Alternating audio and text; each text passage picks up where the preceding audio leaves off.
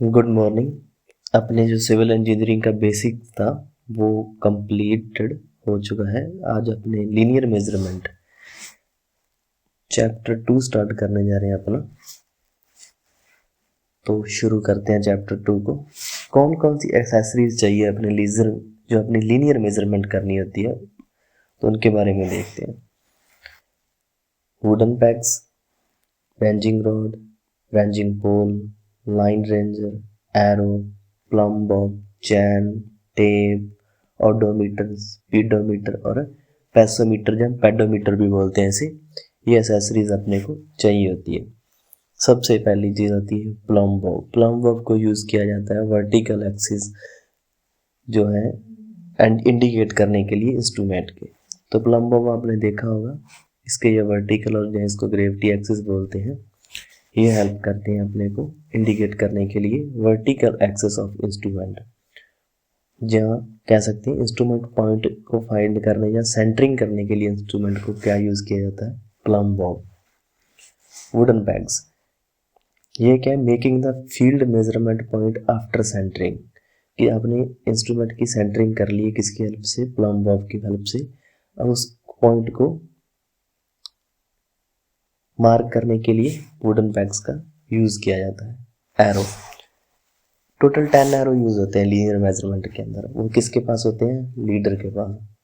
और उन एरो को जो बंदा कलेक्ट करता है उसे बोलते हैं फॉलोवर। इसका क्या यूज आता है, marking the field point after measurement. Measurement करने के बाद फील्ड पॉइंट लगाने के लिए इसका यूज किया जाता है एरो का। जितनी टोटल डिस्टेंस मेजर करते हैं अपनी, वो किससे पता चलती है, calculated by number of used arrow by leader की। कितने एरो लीडर ने लगा दिए। मान लीजिए फॉर एग्जांपल कि एक चेन सर्वे के अंदर लीडर के पास 4 एरो हैं, तो फाइंड द मेजर्ड डिस्टेंस। जो चेन की लेंथ थी वो 20 मीटर थी, कितने होते हैं उसके पास टोटल 10, तो यूज़ कितने किए हैं 6। तो क्या आ जाएगा 6 into 20 equals to 120 meter total distance measure हो चुकी है। तो ये होते हैं अपने जो एरो होते हैं वो यूज़ होते हैं मेजरमेंट पॉइंट्स को लगाने के लिए। रेंजिंग रोड, बाइसेक्ट करने के लिए field point from instrument station. कोई भी इंस्ट्रूमेंट लगा है उसे बाइसेक्ट करने के लिए क्या चीज़ की जाती है, रेंजिंग रोड्स यूज़ की जाती है। रेंजिंग पोल, ये होता है 2 से 3 मीटर का। परमानेंट स्टेशन पॉइंट अगर मार्क करना है तो किसकी हेल्प से होगा, रेंजिंग पोल की हेल्प से। ऑफसेट रोड, ये सेम रेंजिंग रोड की तरह होती है, मार्क करने के लिए, बाइसेक्ट करने के लिए पॉइंट। चेन, यहाँ से क्वेश्चन आता है भी, आपको ध्यान रखना। चेन क्या चीज़ यूज़ करेगी, चेन होती है रफ ग्राउंड पर लीनियर मेजरमेंट, डिस्टेंस मेजर करने के लिए। मान लीजिए कोई आपके पास ये एरिया है, उसकी आपने लिए इस एरिया की डिस्टेंस मेजर करनी है, तो रफ एरिया है तो चेन यूज़ करते हैं आप इसके लिए। 4 तरीके की चेन है। सबसे पहले मेट्रिक चेन, लेंथ होती है इसकी 20 मीटर या 30 मीटर। 100 से 150 लिंक होते हैं, 20 मीटर में 100, 30 मीटर में 150। लिंक की लेंथ होती है 20 सेंटीमीटर, याद रखना 20 सेंटीमीटर। इंजीनियरिंग चेन 100 फीट की, ये फुट में होती है, ठीक है। 100 लिंक्स होती है, तो मतलब एक लिंक कितनी लेंथ की होगी, 1 फीट की। गंटर चेन 66 फीट की, लिंक्स 100, तो 100 अपॉन में 66 करेंगे तो 0.66 फीट की एक लिंक निकल आएगी। रेवेन्यू चेन 33 फीट, 16 लिंक्स, मतलब 2 इंटू 1/16 फीट इसकी एक लिंक लेंथ होगी। अब कुछ क्वेश्चंस आते हैं एरिया, एकड़ या स्क्वायर यार्ड के अंदर, तो वो कैसे होता है। मान लीजिए ये अपने पास एक एरिया है 1 इंटू में 10 गज का, तो एरिया क्या आ जाएगा, 1 इंटू में 10 गज इक्वल टू 10 गज स्क्वायर। 1 एकड़ होता है वो इक्वल्स होता है 10 गज स्क्वायर, जहाँ 43560 फीट स्क्वायर के बराबर, क्योंकि जो एक गज होता है उसके अंदर 66 फीट होते हैं, ठीक है। तो जब इसको आप मल्टीप्लाई करोगे तो आपके पास आ जाएगा 43,500 फीट 60 फीट स्क्वायर। अगर इसको यार्ड में कन्वर्ट करना है तो क्या करोगे आप, फीट स्क्वायर अपॉन में 9 कर देना तो आपके पास 1 एकड़ को आ जाएगा 4840 स्क्वायर यार्ड। और अगर हेक्टर की बात करेंगे तो 100 इंटू 100 मीटर्स एक है जो वो आपका होता है हेक्टर्स के बराबर। तो मतलब क्या है, स्क्वायर मीटर में क्या हो जाएगा, 1 hectares equals to 10,000 square meter square. Tolerance देखते हैं चेन के अंदर। 10 मीटर की चेन के अंदर टॉलरेंस आती है प्लस माइनस 3 mm की। 20 मीटर के अंदर आ जाएगी प्लस माइनस 5 mm और 30 मीटर के अंदर आएगी प्लस माइनस 8 mm। याद रखना, ये इंपॉर्टेंट है, यहाँ से भी क्वेश्चन बनता है आपका। स्ट्रक्चर देखते हैं मीट्रिक चेन की क्या आती है। स्ट्रक्चर दिखाई गई है, ये हैंडल हो गई। Handle to handle distance measure होती है हमेशा चेन की, याद रखना। ये एक लिंक आ गया 20 सेंटीमीटर का जो आपने ऊपर पढ़ा है अभी। इनके अंदर टेलीज लगी होती हैं 5 मीटर पे। और मान लो 30 मीटर की चेन है तो एक कॉमन होगी, मतलब इधर से भी 15 पे इधर पे भी 15 पे, वो होती है ये 5 मीटर पे, ये 10 मीटर पे, ये 15 पे। आपको आगे बताता हूँ इनके बारे में अभी और शो करूँगा। Key point, centre to centre distance between two consecutive collar rings कितनी होती है, 1 लिंक या 20 सेंटीमीटर, जो मैंने आपको ऊपर भी बताया था। Centre to centre distance between two consecutive brass circular rings, तो इसमें क्या हो जाएगी 1 मीटर या 5 लिंक्स। 5 लिंक के बाद एक यूज की जाती है। Circular ring are use to avoid the deformation due to bending. Important line है कि जो सर्कुलर रिंग्स है उनको डिफॉर्मेशन आती है जो बेंडिंग के कारण, उसको रोकने के लिए यूज किया जाता है। जैम नट होता है आपके पास ये वाला लगा हुआ है, इसका क्या काम है, jam nut system use to avoid the deformation due to twisting. अगर ट्विस्टिंग को रोकना है तो के लिए जैम नट यूज होता है, और सर्कुलर रिंग यूज होती है डिफॉर्मेशन ड्यू टू बेंडिंग को रोकने के लिए। Brass tallies are provided at regular interval at 5 metre to indicate the measured length.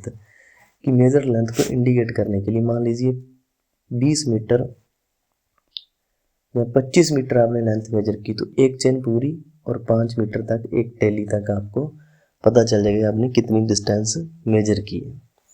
ये रही 5 मीटर के लिए जो होती है, ये 10 मीटर की टैली है, ये 15 मीटर की, इस तरीके से। ये सेंट्रल टैग है आपका, चैन हो गया। अब देखते हैं अगला पॉइंट जो लीनियर मेजरमेंट में यूज होता है, वो है odometer. Use for measuring the approximate not accurate approximate horizontal distance. Speedometer use होता है करंट स्पीड चेक करने के लिए, जो अपने व्हीकल्स के अंदर भी होता है। पीएसोमीटर या pedometer, measuring the approximate horizontal distance accurate to step counting. Step countings नहीं करते, कई बार आपने देखा होगा जो रनिंग वगैरह करते हैं उनके ये यूज किया जाता है, स्टेप काउंट होते हैं इनसे। लाइन रेजर, ये लाइन रेजर है आपका, ये यूज होता है टू इंटरविजिबल पॉइंट्स है, मान लीजिए, तो उनको इंडिकेट करने के लिए लाइन रेजर का यूज किया जाता है। इसको रेंजिंग प्रोसेस भी बोलते हैं। देखिए, एक तो होती है डायरेक्ट रेंजिंग, जब पॉइंट्स आर विजिबल, मान लीजिए यहाँ से यहाँ की डिस्टेंस मेजर करनी थी तो यहाँ अपने रेंजिंग यूज करते हैं, तो ये तो डायरेक्ट। और इनडायरेक्ट की बात करें जब पॉइंट्स आर इंटरविजिबल, मान लीजिए यहाँ से रेंजिंग करनी है, ये कोई बिल्डिंग आ गई फिर दूसरी साइड आ गई, तो इनसे क्या कहते हैं, इनडायरेक्ट रेंजिंग करते हैं। डायरेक्ट रेंजिंग के लिए 3 रॉड यूज होती है रेंजिंग की, और इनडायरेक्ट के लिए 4 रेंजिंग रॉड्स यूज होती है। अब देखिए, यहाँ से भी क्वेश्चन आता है, अगर आप किसी बिल्डिंग में मेजरमेंट कर रहे हो तो आपको ना तो चेनिंग के अंदर दिक्कत आएगी, ना ही रेंजिंग के अंदर। कि आप ये बिल्डिंग थी तो आप डिस्टेंस मेजर कर रहे हैं, तो इसमें ना तो आपको चेन की कोई प्रॉब्लम आएगी ना रेंजिंग की। हाँ, अगर पाउंड या रिवर है जो कोई इसमें करेंगे तो आप रेंजिंग तो कर सकते हो, लेकिन चेन के अंदर दिक्कत आएगी। ट्री और फॉरेस्ट में आपको दोनों चीज़ों में दिक्कत आएगी। मान लो कोई जंगल है, ट्रीज हैं, फॉरेस्ट है, तो ना तो आप इसमें चेन कर सकते हैं ना रेंजिंग कर सकते हैं। इस डायग्राम को समझना, आपकी सारी चीज़ें क्लियर हो जाएंगी जो भी आगे आने वाली है। जो सबसे बड़ी लाइन है जब मेजरमेंट करते हैं तो उसको बोलते हैं बेस लाइन। ए से बी, बी से सी, सी से डी, डी से ई आपने डिस्टेंस मेजर की है। ई से एफ, एफ से जी, जी से एच, एच से आई, आई से जे और ए तक। तो इनको बोला जाता है मेन सर्वे लाइंस। मेन सर्वे लाइंस। और जो ए है, बी है, सी है, डी है, ये है सर्वे, मेन सर्वे स्टेशंस। एक स्टेशन से दूसरे स्टेशन की जो डिस्टेंस होती है उसे मेन सर्वे लाइन बोलते हैं, इन्हें स्टेशंस बोलते हैं। सर्वे लाइन से जब कोई 90 डिग्री पे परपेंडिकुलर लाइन खींची जाती है तो उसे बोला जाता है टाई लाइन। एक सर्वे स्टेशन से बेस लाइन तक कोई लाइन खींची जाती है तो उसे बोलते हैं ऑब्जेक्ट लाइन। इन बीच के डिस्टेंस है जो ऑब्जेक्ट लाइन और टाई लाइन की, उसे बोलते हैं ऑफसेट। और इसको चेक लाइन भी बोलते हैं जब किसी एक सर्वे स्टेशन से बेस लाइन तक कोई लाइन खींची जाती है तो उसे चेक लाइन भी बोला जाता है। इसका मेन ऑब्जेक्टिव है जो ऑब्जेक्ट्स हैं उनके बारे में डिटेल लेने के लिए। तो देखिए ये मैंने आपको बता दिया main survey stations A B C D. अब ए से बी, बी से सी, सी से डी, डी से ई की जो डिस्टेंस है उन्हें बोलते हैं मेन सर्वे lines. Base line longest line, सबसे बड़ी वाली लाइन है जो अप्रोक्सीमेटली सेंटर से पास करती है। Important line length of base line always measured by entire tape. Tape के बारे में आगे पढ़ेंगे। टाई लाइन, टाई लाइन मैंने आपको बताया जो परपेंडिकुलर खींची जाती है सर्वे लाइन से। तो टाई लाइन क्या, it is used to indicate the object detail in survey field. Tie line perpendicular to main survey line boundary line. Check line to check the field measurement, इसको proof line भी बोलते हैं, ये बताती है अपने को फील्ड मेजरमेंट सही हो रही है या नहीं। आगे देखते हैं टेप के बारे में, जो आपने देखा कि इनवायर टेप यूज़ की जाती है बेस लाइन खींचने के लिए। तो टेप है 4 तरीके की, और टेप को यूज़ किया जाता है प्लेन एरिया और स्मूथ एरिया के अंदर। रफ एरिया के अंदर अपने यूज़ करते हैं चेन को। क्लॉथ टेप या लिलन टेप फ्लेक्सिबल है, स्ट्रेचेबल है, इफेक्ट फ्रॉम मॉइस्चर, मॉइस्चर से इफेक्ट होता है इसके। मेटल टेप, इंपॉर्टेंट क्वेश्चन आता है यहाँ से। फ्लेक्सिबल है, पूछता है कि मेटल टेप किससे बनी होती है, तो मेटल टेप बनी होती है आपकी भाई साहब क्लॉथ एंड वायर से। स्टील टेप आयरन और कार्बन से बनी होती है, जिसका थर्मल एक्सपेंशन है स्टील का आपको पता है 12 इंटू में 10⁻⁻⁶ degree Celsius. Entire tape important, बहुत ज़्यादा इंपॉर्टेंट, ये बनी होती है स्टील और निकल से, और इसका थर्मल एक्सपेंशन कम होता है, इसलिए ये सबसे बेस्ट टेप होती है। इसका 1/10 होता है इसका स्टील का कितना होता है 12 इंटू में -10⁻⁻⁶ डिग्री। मोस्ट एक्यूरेट टेप पूछे तो इनवायर टेप। आगे देखते हैं ऑफसेट के बारे में। Offsets are short lateral measurement from the chain to show the detailed object of location in the field. Offsets बहुत short lateral measurement है जो चेन से की जाती है to locate the field में, मतलब ऑब्जेक्ट्स हैं उनकी लोकेशन को पता करने के लिए। तो 2 तरीके के होते हैं, एक परपेंडिकुलर ऑफसेट, एक ऑब्लिक ऑफसेट। इसको परपेंडिकुलर को शॉर्ट ऑफसेट भी, मान लीजिए ये अपनी एक चेन लाइन थी, इससे कोई अपनों ने 90 डिग्री पे ऑफसेट खींचा तो इसको बोलते हैं परपेंडिकुलर ऑफसेट, और ये हो गया आपका ऑब्लिक ऑफसेट। इनकी डिस्टेंस अब हमेशा टेप से मेजर की जाती है। क्रॉस टाप, बात हमने लीनियर मेजरमेंट की कर रहे हैं, लेकिन उनसे कोई एंगुलर मेजरमेंट पता करनी हो तो किसका यूज़ करते हैं, ऑफसेट का। तो क्या है, cross staff always use to angular measurement from offset. Offset से जब एंगुलर मेजरमेंट करनी हो, मान लो यहाँ से करनी हो, तो किसका यूज़ करते हैं अपने, क्रॉस स्टाफ का। ये 3 तरीके का है, open cross staff, French cross staff और adjustable cross staff. Open cross staff सिर्फ परपेंडिकुलर ऑफसेट, आपको बताया है मैंने 2 ऑफसेट है, एक परपेंडिकुलर है, एक ऑब्लिक। परपेंडिकुलर ऑफसेट में किसका यूज़ किया जाता है, ओपन क्रॉस स्टाफ का। इसके अंदर 2 आई वेन्स होती हैं, 2 ऑब्जेक्ट वेन्स होती हैं, और इसके अंदर एक क्रॉस हेयर लगा होता है। तो ये यूज़ आता है सिर्फ 90 डिग्री का एंगल मेजर करने के लिए, और परपेंडिकुलर ऑफसेट हमेशा 90 डिग्री पे ही खींचा जाता है। फ्रेंच क्रॉस स्टाफ, इसके अंदर 4 आई वेन्स होते हैं, 1 2 3 4, और 4 ही ऑब्जेक्ट वेन्स होते हैं। ये देखिए इसमें दिखाया गया आई वेन्स, और ये हो गया आपके ऑब्जेक्ट वेन्स। मेन इसमें क्या है, इसे आप 45 डिग्री पे भी एंगल ले सकते हो, 90 डिग्री पे भी, और 135 पे भी। इसमें से क्वेश्चन आता है, ये एंगल पूछता है, थोड़ा ध्यान रखना इनका। एडजस्टेबल क्रॉस स्टाफ, एडजस्टेबल से कोई भी आप ऑफसेट एंगल मेजर कर सकते हो, क्योंकि इसके अंदर एक स्क्रू लगा होता है जिससे आप कोई भी एंगल सेट कर सकते हो। उसके बाद देखते हैं जी ऑप्टिकल स्क्वायर।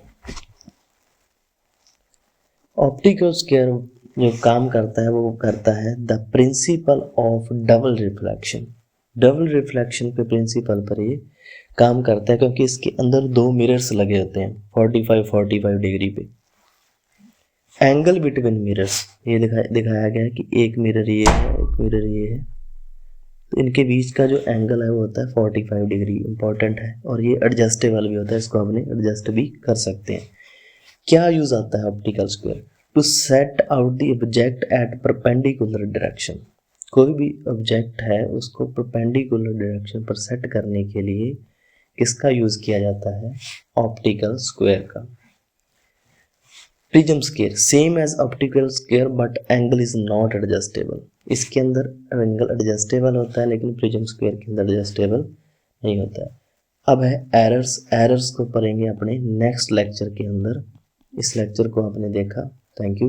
एरर के अंदर देखेंगे अपने एरर को नेक्स्ट वीडियो के अंदर, और कंप्लीट कर देंगे लीनियर मेजरमेंट को अगले लेक्चर के अंदर।